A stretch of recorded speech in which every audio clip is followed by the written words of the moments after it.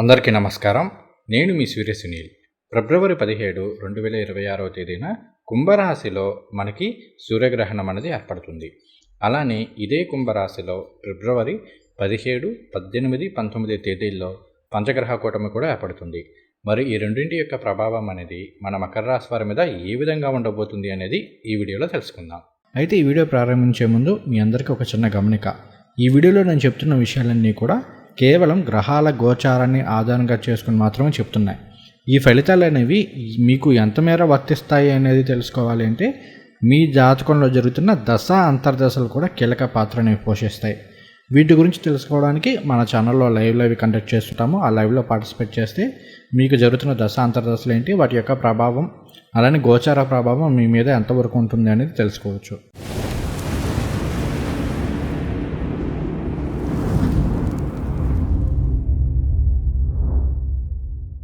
First of all 2026 ఫిబ్రవరి 17వ తేదీన కుంభరాశిలో ఏర్పడుతున్న సూర్యగ్రహణం ఏదైతే ఉందో ఇది భారతదేశంలో కనిపించదు. కేవలం భారతదేశం అనే కాదు, చాలా దేశాల్లో మనకి ఈ సూర్యగ్రహణం అనేది కనిపించదు. కాబట్టి మనం ఎటువంటి నియమాలు పాటించాల్సిన అవసరం అయితే లేదు. అయితే పంచగ్రహ కూటమి ఏదైతే ఉందో 2026 ఫిబ్రవరి 17, 18, 19 తేదీల్లో రాహువు, రవి, చంద్రుడు, శుక్రుడు, బుధుల యొక్క సంచారం వలన ఏర్పడుతుంది. దీని యొక్క ప్రభావం అనేది మాత్రం మకర రాశి వారి మీద కాస్త ఎక్కువగా ఉండే అవకాశాలు ఉన్నాయి. ఫస్ట్ ఆఫ్ ఆల్ ఈ పంచగ్రహ కూటమి ఎక్కడ ఏర్పడుతుంది? కుంభరాశిలో ఏర్పడుతుంది. మకర రాశి వారికి కుంభరాశి ఏమవుతుంది? 2వ స్థానం అవుతుంది. 2వ స్థానం ఏం తెలియజేస్తుంది? 2 అంటే ధనస్థానం, కుటుంబ స్థానం, వాక్కు స్థానం, మనం తీసుకునే ఆహారం, ఇవన్నీ కూడా 2వ స్థానం తెలియజేస్తుంది. అలానే ఇక్కడ కుంభరాశిలో సంచారం చేస్తున్న ఈ గ్రహాలన్నీ కూడా మరలా వీటి యొక్క 7వ దృష్టితోటి సింహరాశిని ఎక్స్పెక్ట్ చేస్తుంటాయి. అంటే 8వ స్థానాన్ని ఎక్స్పెక్ట్ చేస్తూ ఉంటాయి. 8వ స్థానం ఏం తెలియజేస్తుంది? 8 అంటే ఆయుష్ స్థానం, ఆకస్మిక విషయాలను తెలియజేస్తుంది, గుప్త విద్యలు, రహస్యాలను తెలియజేస్తుంది, ట్రాన్స్ఫర్మేషన్ తెలియజేస్తుంది. సో ఈ రెండింటి యొక్క స్థానాల మీద ఈ ప్రభావం అనేది ఉండబోతుంది. అలానే ఇంకొకటి, గురువు గారు మిథున రాశిలో వక్రంలో సంచారం చేస్తూ ఆయన 9వ దృష్టితోటి కుంభరాశిని ఎక్స్పెక్ట్ చేస్తుంటారు. సో గురువు గారికి కూడా ఒక కనెక్షన్ అనేది వస్తుంది. సో వీటన్నిటిని ఓవరాల్గా చూసుకుంటే మకర రాశి వారికి ఈ 3 రోజుల్లో ఆర్థికపరమైన విషయాల్లో కాస్త పాజిటివ్ ఫలితాలు వచ్చే అవకాశాలు ఉన్నాయి. ఎందుకు ఈ మాట చెప్తున్నానంటే ఇక్కడ మనకి పంచమాధిపతి అయిన శుక్రుడు, అలానే భాగ్యాధిపతి అయిన బుధుడు, వీళ్ళిద్దరూ కూడా 2వ స్థానంలో మిత్రక్షేత్రంలో సంచారం చేస్తున్నారు. పైగా రాహువు, శుక్రుడు, బుధుడు, శని వీళ్ళంతా కూడా మిత్రులే కాబట్టి మిత్రక్షేత్రంలో సంచారం అనేది మంచి ధనయోగాన్ని ఇస్తుంది. కాబట్టి ఆర్థికపరమైన విషయాల్లో చాలా పాజిటివ్గా ఉంటుందని చెప్పుకోవాలి. దానికి తోడు ఈ 17, 18, 19 తేదీల్లో చూసుకున్నట్లయితే అటు శుక్రుడు కానీ, ఇటు బుధుడు కానీ, ఇటు రాహువు కానీ, రాహు యొక్క సొంత నక్షత్రమైన శతభిష నక్షత్రంలోనే సంచారం చేస్తున్నారు. కాబట్టి ఇది ఇంకాస్త పాజిటివ్గా ఉంటుంది. ముఖ్యంగా ఈ రాశిలో ఉన్న ఉత్తరాషాఢ, ధనిష్ట నక్షత్రం వాళ్ళకి చాలా పాజిటివ్ ఫలితాలు ఉంటాయి. అలానే శ్రవణ నక్షత్రం వారికి కూడా పర్వాలేదు, బట్ శ్రవణం వారితో పోలిస్తే ధనిష్ట, ఉత్తరాషాఢ వారికి బాగుంటుందని చెప్పుకోవాలి. అలానే ఇక్కడ ధనయోగం అంటే ఏ విధమైన ధనయోగాన్ని ఇవ్వచ్చు? ఒకటి స్పెక్యులేషన్, ఇన్వెస్ట్మెంట్స్ ఇలాంటి విషయాల్లో కాస్త పాజిటివ్ ఫలితాలు ఇవ్వచ్చు. అలానే నిరుద్యోగస్తులకి ఈ టైంలో ఉద్యోగం వచ్చే అవకాశాలు ఉంటాయి. ఎందుకంటే శుక్రుడు మరలా దశమాధిపతి కూడా అవుతారు, ధనస్థానంలో సంచారం చేస్తున్నారు కాబట్టి ఉద్యోగపరమైన విషయాల్లో పాజిటివ్ ఫలితాలు ఉంటాయి. అలానే ఇంకొకటి ఏంటి అంటే ఇక్కడ ముఖ్యంగా ఫ్యామిలీ సపోర్ట్ ద్వారా, లేదంటే ఫ్యామిలీకి సంబంధించి, ఫ్యామిలీ ఫ్రెండ్స్కి సంబంధించి రిఫరెన్స్లు ఇలాంటి వాటి ద్వారా ఏదైనా ఉద్యోగం రావడానికి ఎక్కువ అవకాశం అయితే ఉంది. తర్వాత మనకి రవి భగవానుడు అష్టమాధిపతి అవుతూ ఆయన ధనిష్ట నక్షత్రం కుంభరాశిలో సంచారం చేస్తూ ఉన్నారు. కాబట్టి ఏం చెప్పుకోవాలి? ధనిష్ట 3, 4 పాదాల్లో సంచారం అంటే ఇక్కడ మరలా కుజుడు మకర రాశిలో వచ్చే స్థితిలో ఉన్నారు కాబట్టి ఆకస్మిక ధనలాభాలు ఇచ్చే అవకాశాలు చాలా ఎక్కువ ఉన్నాయి. అలానే వారసత్వ ఆస్తులకు సంబంధించిన విషయాల్లో కూడా కాస్త పాజిటివ్ ఫలితాలు ఉండవచ్చు. ముఖ్యంగా గత కొంతకాలంగా ఈ వారసత్వ ఆస్తులు ఇలాంటి విషయాల్లో తగాదాల్లో ఉన్నాయి కావచ్చు, కోర్టుల్లో ఉన్నాయి కావచ్చు, ఈ టైంలో కాస్త సెటిల్మెంట్లు అవ్వడానికి, మీకు అనుకూలంగా తీర్పులు రావడానికి కొంత ఎక్కువ అవకాశం ఉంది. అలానే ఇన్సూరెన్స్ పాలసీస్ ఏమైనా మెచ్యూర్ అవ్వడము, ఎందుకంటే 8 అనేది మళ్ళీ ఇన్సూరెన్స్ పాలసీస్ వీటిని తెలియజేస్తుంది కాబట్టి వాటి ద్వారా కూడా మీకు ఏదైనా ధనలాభాలు వచ్చే అవకాశాలు అంటూ ఉంటాయి. అలానే ఇంకొక విధంగా చూసుకున్నట్లయితే మీరు ఎప్పుడో ఎవరికి ఏదైనా డబ్బులు ఇచ్చి ఉంటేనో, లేదంటే ఎక్కడ ఏదైనా పెట్టుబడి పెట్టి అవి లాక్ అయిపోయి ఉంటే అటువంటివి ఈ టైంలో తిరిగి రావడానికి, మీకు చేతికి అందడానికి ఎక్కువ అవకాశం అయితే ఉంది. సో ఇవన్నీ కూడా మనం పాజిటివ్గా చెప్పుకోవాలి. అయితే ఇక్కడ ట్రేడింగ్ చేసేవాళ్ళు, ముఖ్యంగా ఇంట్రాడే చేసేవాళ్ళు ఈ టైంలో కాస్త జాగ్రత్తగా ఉండండి. 8వ స్థానాధిపతి అయిన రవి 2వ స్థానంలో సంచారం చేయడం అనేది కేవలం ఆకస్మిక ధన లాభాలు మాత్రమే కాదు, ధన నష్టాలను కూడా ఇచ్చే అవకాశాలు ఉంటూ ఉంటాయి. ఆల్ ఆఫ్ ద సడన్గా వచ్చిన మనీ అంతా కూడా పోగొట్టుకునే అవకాశాలు ఉంటూ ఉంటాయి. కాబట్టి ఈ విషయంలో కొంత జాగ్రత్తగా ఉండండి.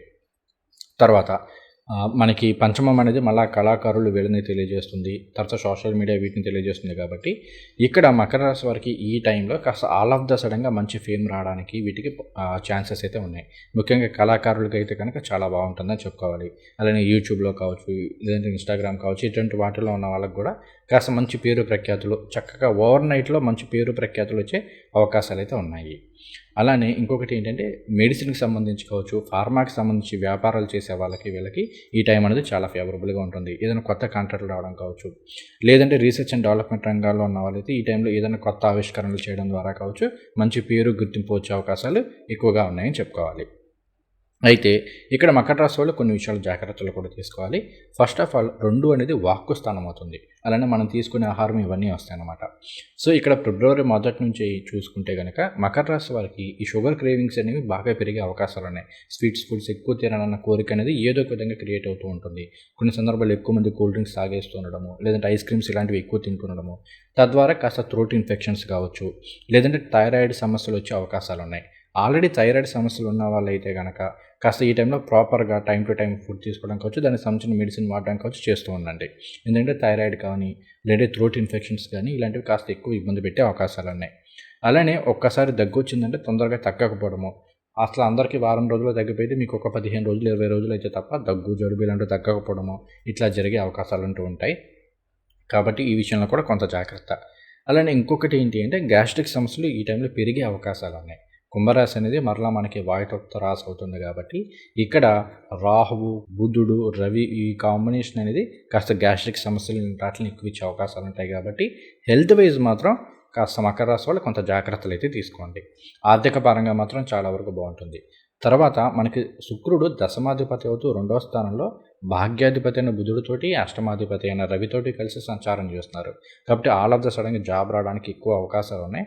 అట్ ద సేమ్ టైం కొన్ని సందర్భాల్లో మీ మాట తీరు వలన, మీ బిహేవియర్ వలన, ఎందుకంటే 2లో ఇన్ని గ్రహాల యొక్క సంచారం అనేది విపరీతమైన అగ్రెసివ్గా మాట్లాడడం కావచ్చు, ఎదుటి వాళ్ళు బాధపడేలా మాట్లాడడం కావచ్చు, ఇటువంటి వాటిని ఇస్తూ ఉంటుంది. ఇటువంటి విషయాల ద్వారా కొన్ని సందర్భాల్లో ఉద్యోగంలో కావచ్చు, వ్యాపారంలో కావచ్చు చిన్న చిన్న ఇబ్బందులు ఎదుర్కొనే అవకాశాలు ఉంటాయి. కాబట్టి మాట తీరు విషయంలో, కమ్యూనికేషన్ విషయంలో చాలా జాగ్రత్తగా ఉండండి. ఇక్కడ మీకు ఇక్కడ గ్రహాలు ఎటువంటి నెగిటివ్ ఇంపాక్ట్ చూపిస్తుంది ఇట్లా అనుకున్నా కూడా మేజర్గా శని భగవానుడు తృతీయంలో సంచారం చేస్తూ, ఉత్తరభద్ర తన సొంత నక్షత్రంలో సంచారం చేస్తూ మకర రాశి వారికి ఒక షీల్డ్ లాగా ఉన్నారు. అంటే తొందరగా నెగిటివ్ ఎఫెక్ట్స్ ఏమీ రానివ్వకుండా చాలా వరకు ప్రొటెక్ట్ చేయగలుగుతున్నారు. అలానే జన్మరాశిలో కుజుడు ఉచ్చ స్థితిలో ఉండడం కూడా చాలా పాజిటివ్ ఫలితాలను ఇస్తుంది. బట్ ఎంతైనా రవి రాహుల కాంబినేషన్ అనేది అంత కరెక్ట్ కాంబినేషన్ కాదు. కాబట్టి కొంత జాగ్రత్తగా ఉండండి. మేజర్గా హెల్త్ విషయాల్లో కొంత జాగ్రత్త, అలానే డ్రైవింగ్ విషయంలో ఇలాంటి విషయాల్లో కొంత జాగ్రత్తలు తీసుకోండి. తర్వాత 2 అనేది కుటుంబ స్థానం అవుతుంది. కాబట్టి కుటుంబపరమైన విషయాల్లో మనం ఆల్మోస్ట్ పాజిటివ్గానే చెప్పుకోవాలి. కొన్ని సందర్భాల్లో మాత్రం కుటుంబ సభ్యుల మధ్య మీకు వాళ్ళకి చిన్న చిన్న మాట పట్టింపులు రావడము, చిన్న చిన్న మనస్పర్ధలు రావడం ఇలా జరిగే అవకాశాలు ఉంటాయి. ఏది కూడా సీరియస్ కాదు, సివియర్ అయితే కాదు, ఏదో చిన్న చిన్న మనస్పర్ధలు ఉండే అవకాశాలు ఉంటాయి. ముఖ్యంగా మీ మాట తీరు వలన వచ్చే అవకాశాలు ఉంటాయి. కాబట్టి మాట తీరు విషయంలో జాగ్రత్తగా ఉండండి. ఇంకొకటి ఏంటి అంటే జాబ్లో ఈ టైంలో ఎవరైనా చేంజెస్ కోసం ప్రయత్నాలు చేస్తున్న వాళ్ళకి చాలా బాగుంటుంది. అంటే జాబ్ మారుదాం అనుకునే వాళ్ళకి కావచ్చు, ఇలాంటి వాళ్ళకి చాలా బాగుంటుంది. అలానే ప్లేస్ చేంజ్ అవ్వాలని ప్రయత్నాలు చేస్తున్న వాళ్ళకి కూడా ఈ టైం అనేది వర్కౌట్ అవుతుందని చెప్పుకోవాలి.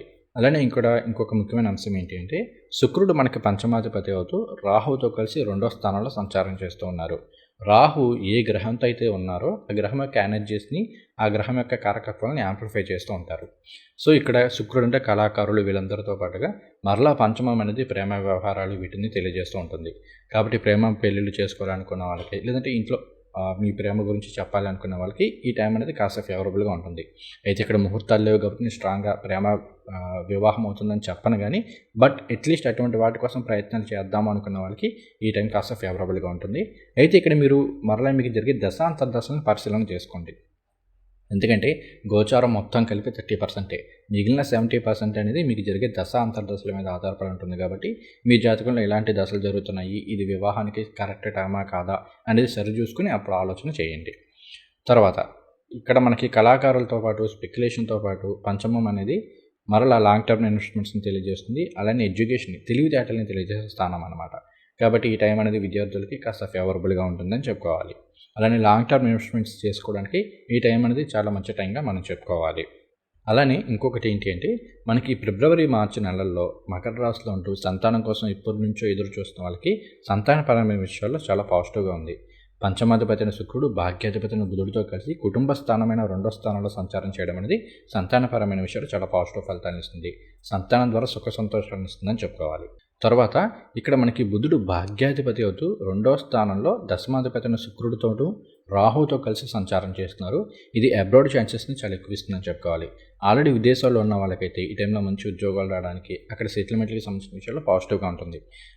లేదా ఇండియాలో ఉంటూ విదేశీ ప్రయత్నాలు చేస్తున్న వాళ్ళకి ఫిబ్రవరి 17వ తేదీ తర్వాత నుండి చాలా పాజిటివ్ ఫలితాలు ఉండే అవకాశాలు ఉన్నాయి. ఈ 3 రోజుల్లో మాత్రం కాస్త కన్ఫ్యూజన్ స్టేజు, ఓవర్ థింకింగ్ ఇలాంటివి ఉన్నప్పటికీ తర్వాత సెట్ అవుతాయి. వాటికి సంబంధించి ప్రిపరేషన్స్ కావచ్చు, ఇవన్నీ కూడా మీరు ఈ టైంలో స్టార్ట్ చేసుకోవచ్చు అని చెప్పుకోవచ్చు. ఇకపోతే మనం రెమెడీస్ గురించి తెలుసుకుందాము. మీరు ఈ 3 రోజుల్లో కూడా కాస్త ఆదిత్య హృదయ స్తోత్రాలను, దుర్గాదేవి స్తోత్రాలు కాస్త పారాయణ చేసుకోండి, అన్ని విధాలా యోగిస్తుంది.